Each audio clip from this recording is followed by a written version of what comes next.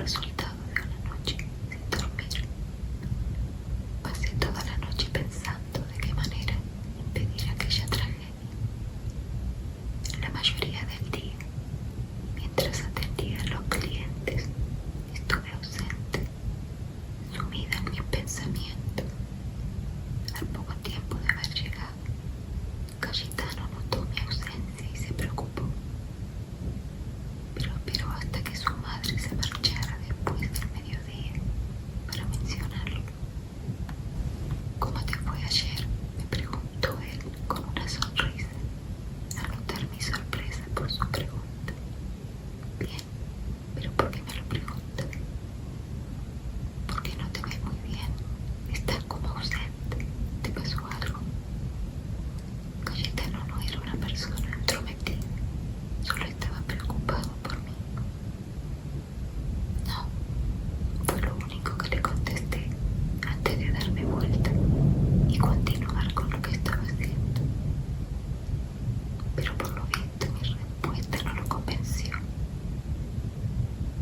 Pero como buen caballero no volvió a insistir con el tema. Solo dijo algo antes de que me marchara, que ratificó lo que ya sabía, que era una gran persona.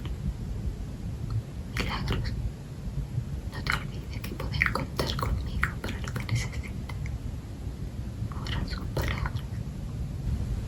Cayetano, comencé a decirle, pero él se acercó y apoyó su dedo índice sobre mi boca para hacerme callar. No me digas nada, solo quiero que sepas eso. Nos vemos el lunes.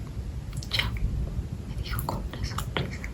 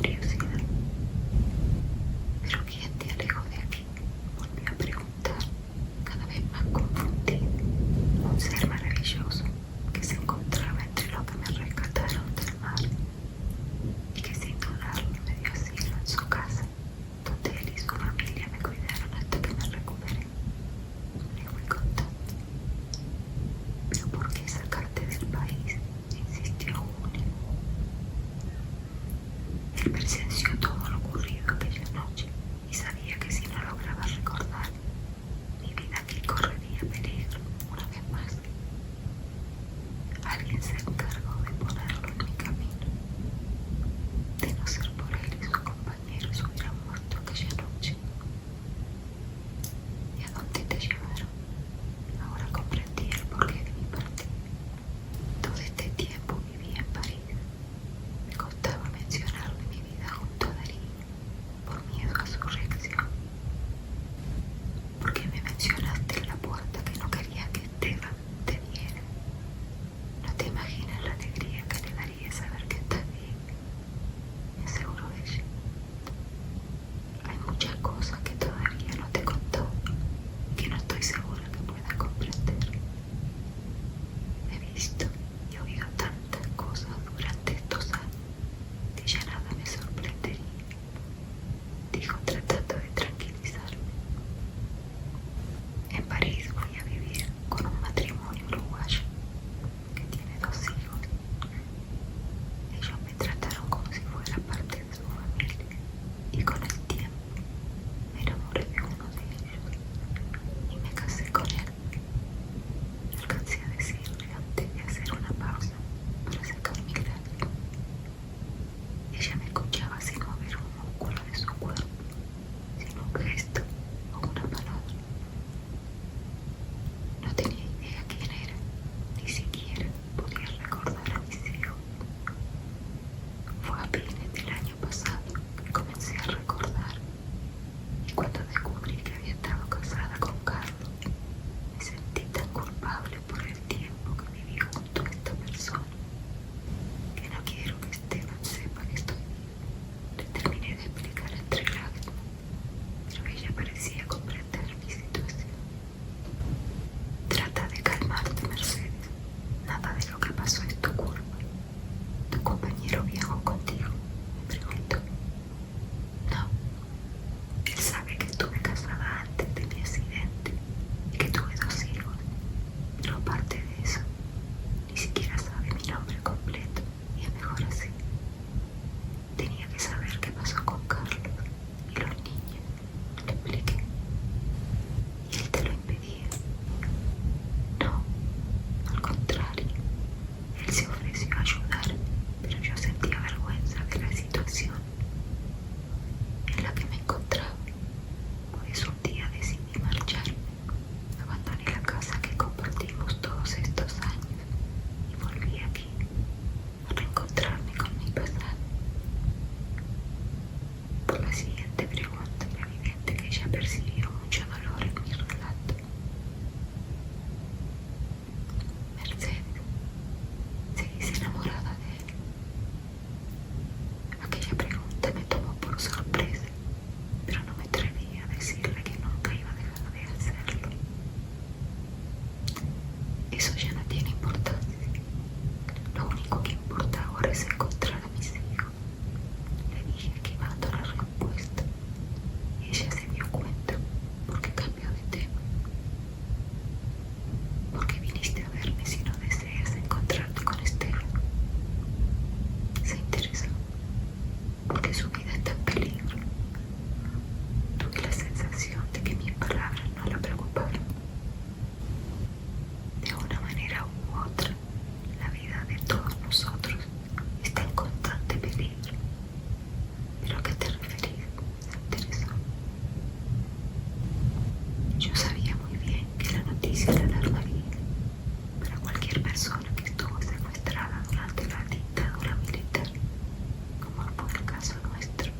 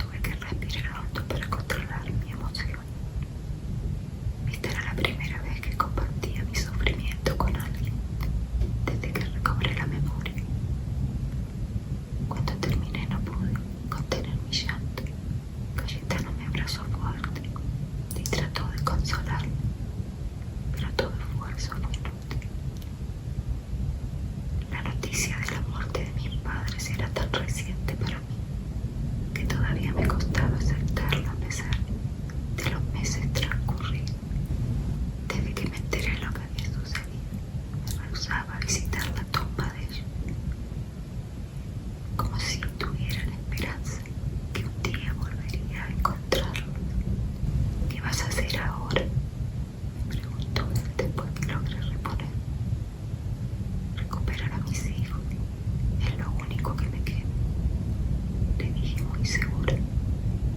¿Por qué estás tan segura? Que ellos no corrieron la misma suerte que el resto de la familia. Dijo sin darse cuenta, en el preciso instante en que terminó de decirlo, parecía haberse arrepentido de su pregunta. Algo me dice que están vivos, le dije, mientras mis lágrimas volvían a escurrirse. El haberme desahogado con él fue una experiencia positiva. Sé que puedo contar con él para lo que sea, pero de todos modos, esta es mi batalla y soy la única persona que puede librarla. Esa noche, al llegar a mi habitación, encendí la luz y me senté en la única silla que había allí, contemplando las paredes que me rodeaban, manchadas por la humedad, y la pintura que empezaba a descascararse en los rincones. Cuánta soledad acumulada. Más tarde me acurruqué debajo de las mantas de la cama y me interné en un sueño profundo que me transportó al pasado, cuando aún era una niña y no existía el miedo ni el peligro, donde papá me enseñaba a andar en bicicleta a pesar de mis ruegos para que no me soltara, y mamá ayudándome con mi tarea, un sueño del cual nunca hubiese querido despertar. A la mañana siguiente me costó abrir mis ojos. Sentía los párpados hinchados y mis pestañas pegajosas. Eran las 6 de la mañana. En una hora tenía que estar en la confitería y no había ninguna solución para esto. Así que me duché y me arreglé lo más que pude y salí. Para el jueves tenía todo lo necesario para volver al bolichito, donde se volverían a encontrar los criminales. Julia me prestó algunas cosas y lo demás lo compré yo. Esa tarde, cuando terminé de arreglarme y al ver mi imagen reflejada en el espejo, supe que había hecho un buen trabajo. Después me puse los lentes y salí a enfrentar a mi adversario. Cuando llegué al lugar, estaba sentado en el mismo banquillo que la primera vez, bebiendo un café mientras esperaba a su compañero. Sin dudarlo me acerqué y me ubiqué junto a él. Después deposité sobre la mesa un libro que traía en la mano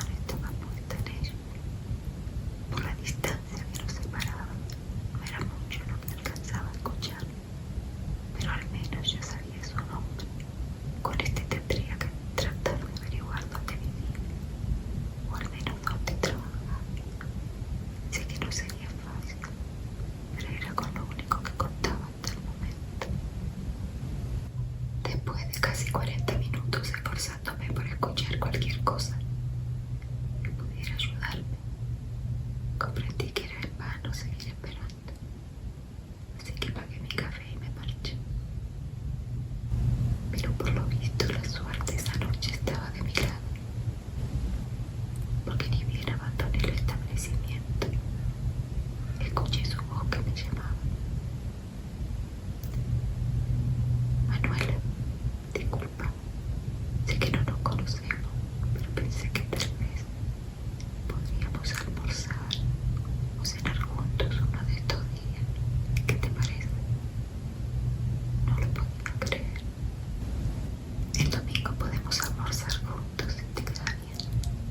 Le propuse sin mostrar mucho interés, y como era de esperar, aceptó.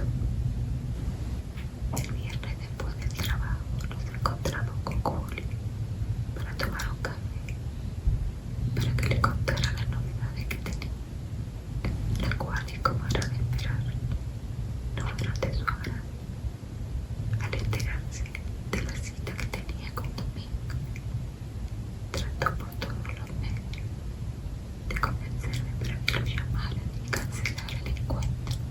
No fue fácil, pero logré hacerle entender que era la única salida que teníamos y que debía seguir adelante, al menos hasta averiguar cuál era la razón de para querer deshacerse de Esteban.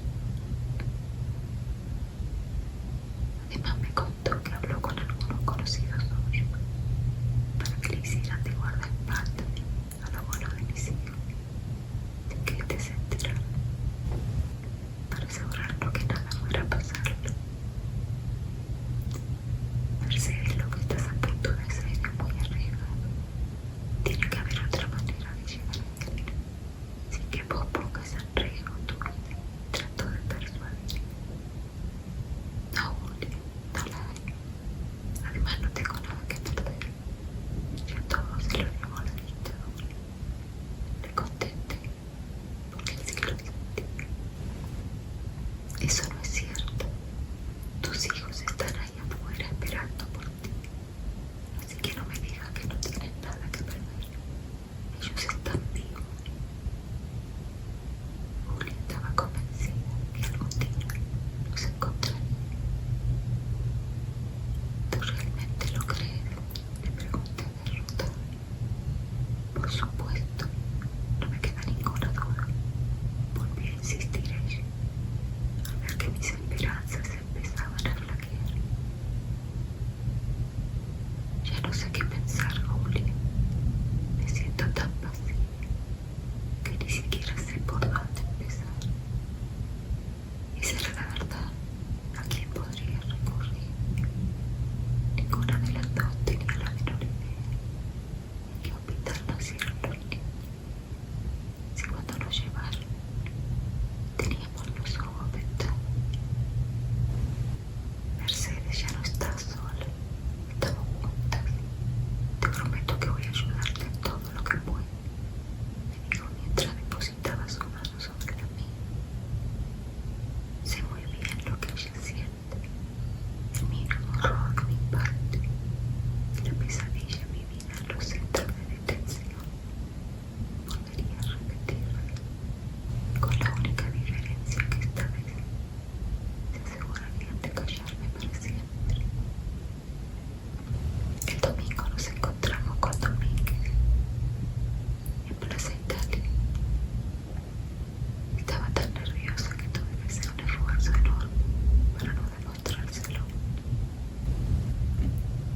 Antes de ir a almorzar, decidimos caminar por los alrededores. Después nos sentamos